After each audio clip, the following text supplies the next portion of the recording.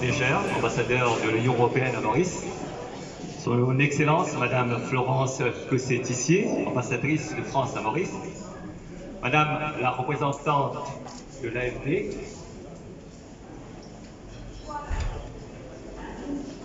Monsieur le CEO de l'AMM, Monsieur le représentant de Business Mauritius, Sean Kael, chers partenaires de l'économie circulaire, recycleurs, associations et citoyens engagés, membres de la presse, chers invités, mesdemoiselles, mesdames et messieurs, tout protocole observé. Je tiens avant tout à vous remercier pour votre présence aujourd'hui. J'aurais tellement aimé que nous soyons plus nombreux ce matin, mais le virus en a décidé autrement. Chaque jour, chaque seconde, chaque individu produit des déchets partout à travers le monde. Les déchets, c'est l'homme qui les a inventés. L'homme est la seule espèce qui vit toute son existence avec des déchets. Cela par choix, notre choix de société. Cependant, une lueur d'espoir existe. Le développement d'une conscience que nous avons pu voir apparaître progressivement. D'abord écologique, il y a plusieurs dizaines d'années, elle a désormais grandi et mûri pour atteindre une bonne partie d'entre nous, plus connue désormais comme transition écologique.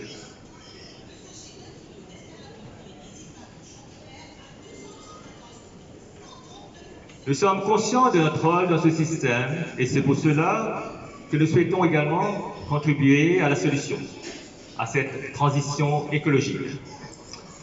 Depuis plusieurs années, le groupe Super-U à Maurice s'est engagé à réduire son impact environnemental et l'un des axes principaux de cet engagement concerne la fin de vie des déchets et la réduction du gaspillage.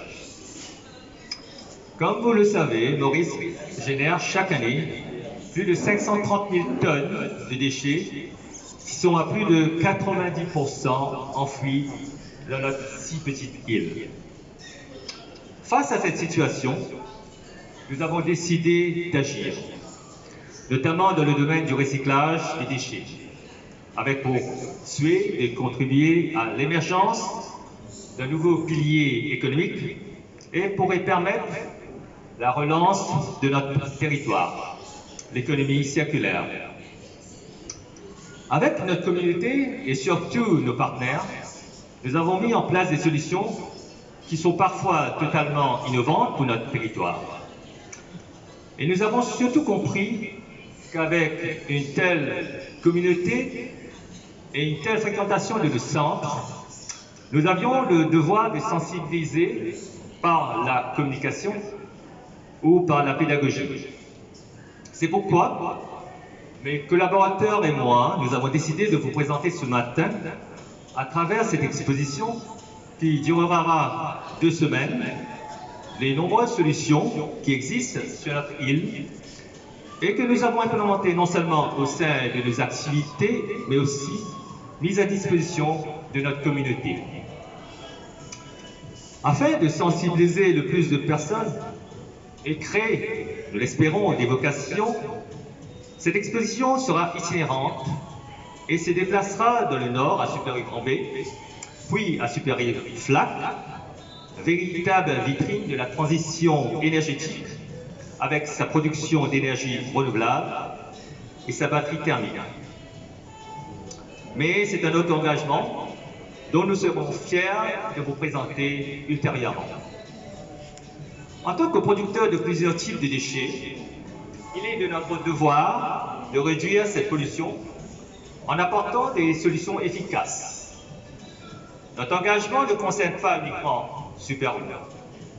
Nous voulons, à travers nos différentes initiatives et nos partenaires, sensibiliser la communauté à cette problématique qui est d'une importance cruciale. Pour vous partager quelques exemples, et notamment concernant le premier type des déchets, depuis 2020, nous transformons nos déchets organiques en compost. Une partie de ce compost est redistribuée à les employés afin de les sensibiliser et les encourager à réaliser leur propre potager à la maison. Depuis 2013, nous encourageons nos clients à apporter leurs huiles usées de cuisine et les déposer dans des réceptacles prévus à cet effet dans le centre commercial. Depuis 2018, et ce depuis fin août 2021, nous avons compacté plus de 1 million de kilos de carton. 1 million de kilos de carton. Depuis l'ouverture de Super Tamarin, nous avons recyclé plus de 25 000 bouteilles en verre. Depuis le début de l'aventure des ONG, Mission Verte ou We Recycle, nous avons souhaité les soutenir et surtout mettre à disposition à notre communauté des solutions de collecte des déchets recyclables. Et je tiens à saluer l'engagement de ces ONG qui, depuis plus d'une décennie, ont permis de recycler de millions de déchets dans un système qui prône le tout-enfouissement. Cette époque semble être sur le point de changer, avec une véritable prise de conscience de nos décideurs politiques, et grâce à l'appui de la France et de l'Europe. Je pense notamment à la stratégie déchets de notre île, qui bénéficie du soutien de l'AFD, mais aussi de nombreux échanges avec l'Union européenne qui prône le développement d'une économie circulaire. Et conscient que les petites îles de l'océan Indien ne seront que plus fortes ensemble, c'est ainsi que nous échangeons avec nos partenaires de l'île de la Réunion. J'ai la joie de vous annoncer que le Super U de Saint-André de la Réunion devrait également adopter sous peu la même technologie que nous pour la gestion des déchets organiques, le biomine. Pour revenir à notre engagement outre le recyclage, nous sommes aussi des adeptes du upcycling, qui consiste à revaloriser des déchets en confectionnant de nouveaux produits.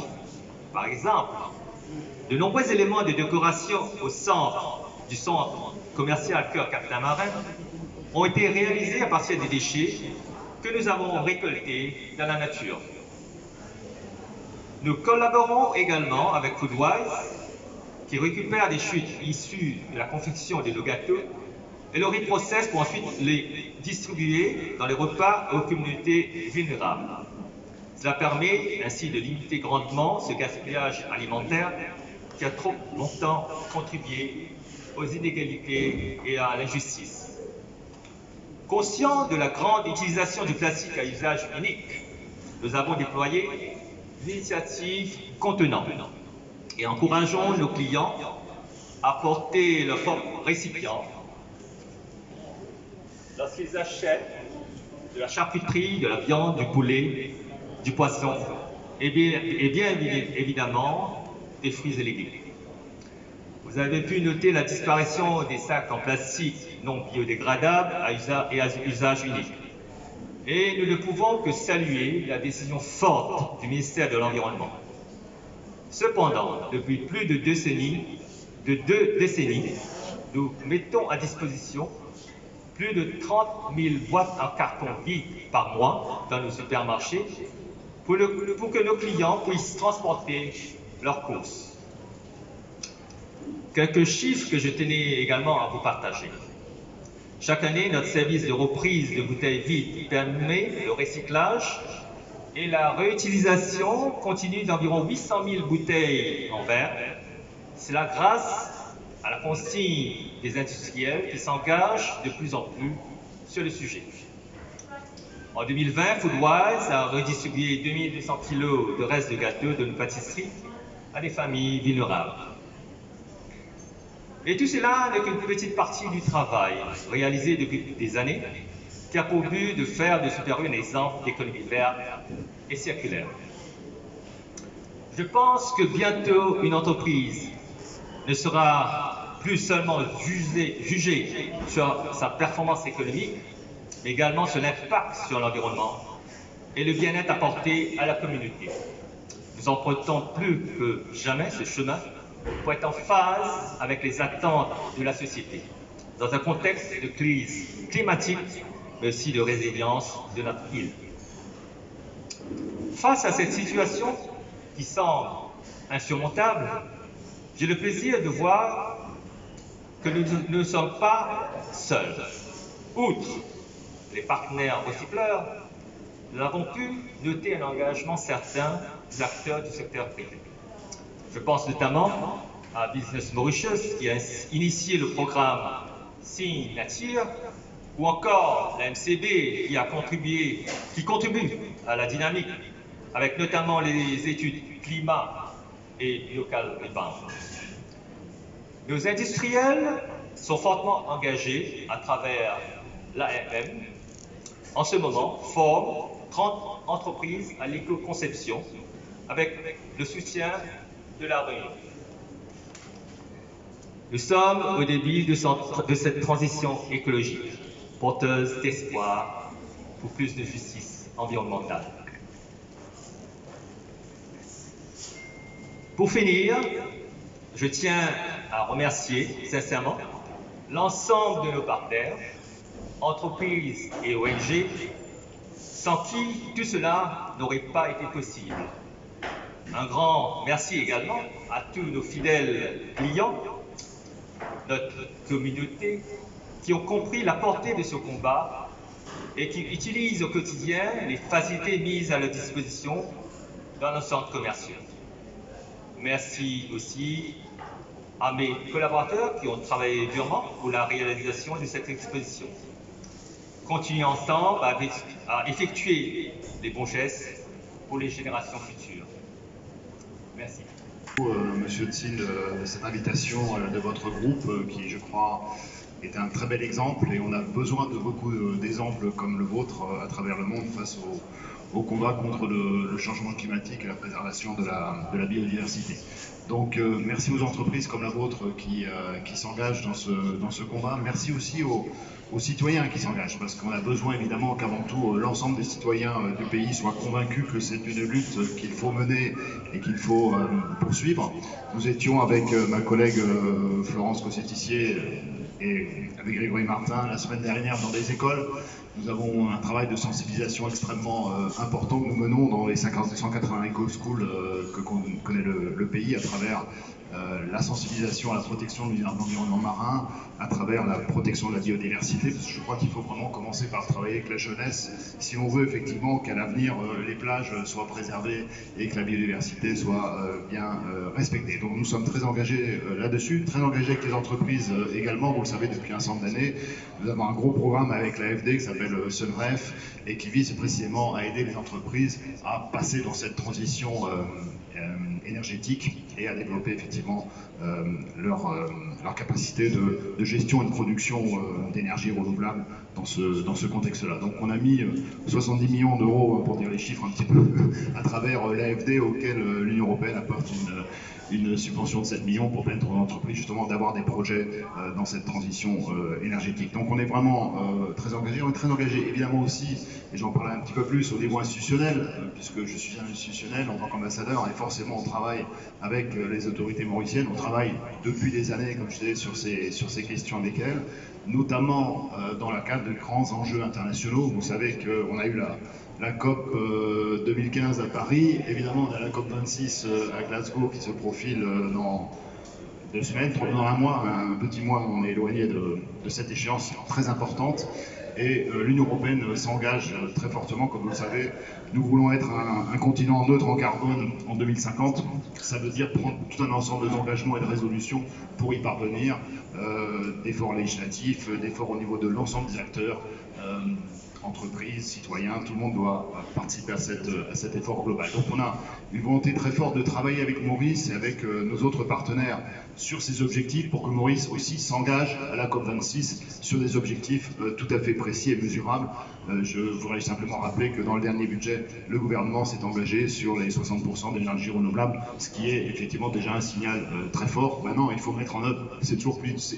On peut annoncer, après il faut mettre en œuvre, on sait la difficulté effectivement de ce processus. Donc notre volonté, c'est vraiment d'accompagner et d'aider nos pays partenaires dans ce processus. À ce titre, et je termine là-dessus, on est en train de négocier notre action de soutien à Maurice pour les 7 années à venir. Donc on va travailler sur le long terme. La priorité principale de ce partenariat, ça sera la préservation de l'environnement et la lutte contre le changement climatique. 3 sous-priorités que je mentionne très rapidement. La première, c'est de travailler sur le changement climatique à travers les énergies renouvelables, à travers l'économie circulaire. On retrouve les domaines où vous êtes extrêmement actifs au titre de Super U. La deuxième, ça sera la préservation de la biodiversité. Hier, nous étions à l'Île-d'Ambre avec 2 ministres et tous mes collègues de la Team Europe qui étaient là aussi pour justement un gros programme de préservation des parcs nationaux. Enlever les espèces envahissantes, les remplacer par les espèces endémiques. C'est tout un travail de préservation de biodiversité qu'on est en train de mener. 4 millions d'euros qui ont été investis sur ce programme et on va continuer nos efforts dans ce domaine. Dernier domaine, je le mentionne, l'agriculture. Vous vendez ici des produits, évidemment, produits ici à Maurice, l'agriculture. L'agriculture bio, ça devient une nécessité. L'agriculture intelligente, économe en eau, économe en pesticides, ou qui évite les pesticides. Je crois que c'est vraiment aussi une grande priorité pour tous les consommateurs. Nous voulons travailler avec Maurice sur l'ensemble de ces sujets. Avec Maurice, ça veut dire avec les institutionnels, ça veut dire avec les entreprises, ça veut dire avec tous les citoyens. Merci à tous d'être là et je vous rends la parole. Merci beaucoup. Bonjour à tous, merci monsieur le directeur général. C'est un honneur et un vrai plaisir pour moi d'être ici à Super U. J'enseigne un groupe français qui est très installé évidemment dans le paysage économique en France de la moyenne et de la grande distribution, mais également ici à Maurice. Et c'est toujours une très grande satisfaction pour la France de voir ce type d'enseigne aussi qui réussit économiquement avec les performances que l'on connaît. Je vous félicite. Je voudrais pour ma part revenir sur les propos que vous avez tenus, qu'on pourrait peut-être résumer en 2 mots, les mots de solidarité et de résilience. Solidarité et résilience, donc c'est ces 2 termes qui résonnent particulièrement dans le contexte Covid, ou on l'espère en tout cas post-Covid. Je salue vraiment la démarche qui est la vôtre. Je trouve que c'est une démarche en tout point exemplaire. C'est une démarche qui, comme l'indiquait à l'instant mon collègue de l'Union européenne, fait pleinement écho avec les dynamiques que nous portons, nous, à niveau institutionnel. Donc, pour ce qui concerne le rôle et la place de la France ici à Maurice, c'est également, dans un format Team Europe, des sujets environnementaux, des sujets lutte contre le changement climatique, préservation de la biodiversité que nous portons. La proximité de l'île de la Réunion et les deux îles sœurs que sont Maurice et la Réunion font que nous travaillons ensemble, nous avons des initiatives que nous menons en commun. Un exemple emblématique a été celui de la visite de travail qu'avait effectuée, c'était en début de l'année 2020, le ministre Kevin Ramano, ministre de l'Environnement, donc, qui s'était rendu à la Réunion et qui avait été, je crois, vraiment un exemple de coopération, d'échange de bonnes pratiques, de partage des préoccupations et qui font que aussi bien la Réunion que Maurice, secteur institutionnel et secteur privé, nous convergeons vers ces mêmes objectifs que sont une démarche RSE et une démarche qui soit la plus résiliente et la plus solidaire possible. Je termine en élargissant un tout petit peu le cadre de mon propos dans une échelle qui est une échelle régionale. Je viens d'évoquer l'île de la Réunion. La France, l'île de la Réunion et Maurice font partie des États membres de la Commission de l'océan Indien.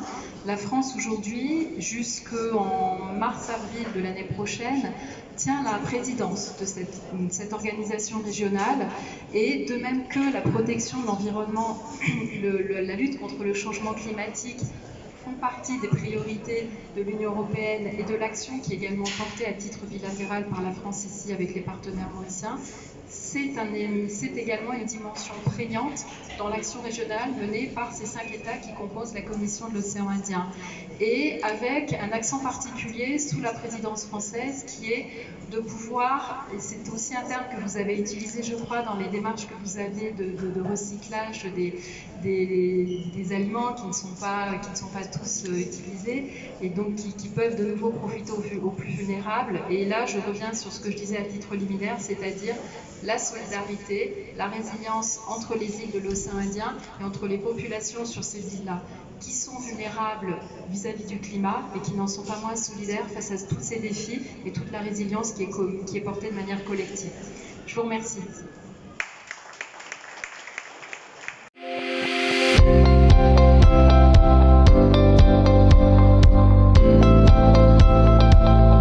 Chaque jour, chaque seconde, chaque individu produit des déchets à travers le monde.